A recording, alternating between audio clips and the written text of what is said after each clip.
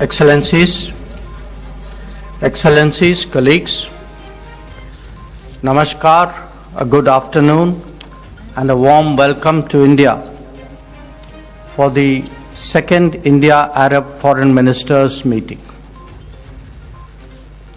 We meet at an important juncture where the global order is undergoing transformation for a variety of reasons. Politics, economics, technology and demography are all fully into play. Nowhere is this more apparent than in West Asia or the Middle East, where the landscape itself has undergone a dramatic change in the last year. This obviously impacts all of us and India as a proximate region. To a considerable degree, its implications are relevant for India's relationship with Arab nations as well. Multiple developments, each of considerable consequence, have taken place in Middle East, West Asia over the last few years. Many of them have reverberated well beyond the region. The situation in Gaza, in particular, has been the focus for the international community. Many of us were present at the Sharm el-Sheikh Peace Summit in October 2025. This evolved into the UN Security Council Resolution 2803 of November 2025, taking forward the comprehensive plan to end the Gaza conflict is today a widely shared priority. Various countries have made policy declarations on the peace plan, individually or collectively. This is the larger context in which we deliberate on the region's challenges and prospects. There are a number of other situations in the region that also merit our collective attention.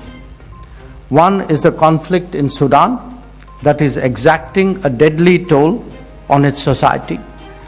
Another is that in Yemen, with the additional implication for the safety of maritime navigation.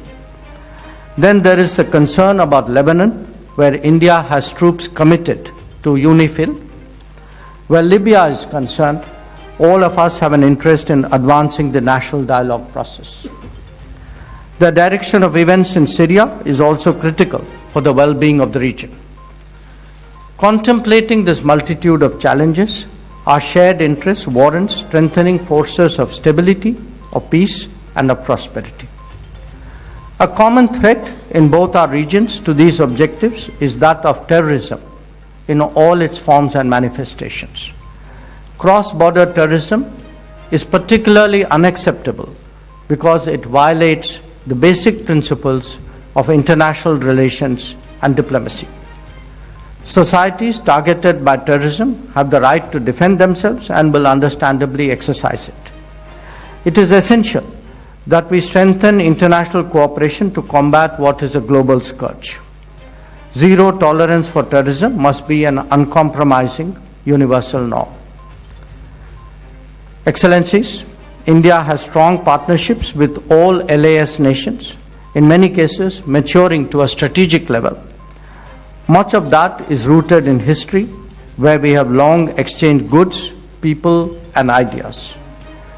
In the contemporary era, this collaboration has taken different forms with various partners.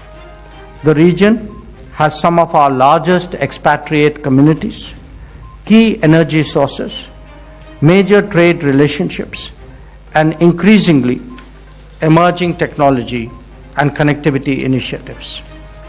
We are crucial to each other when it comes to food security and health security.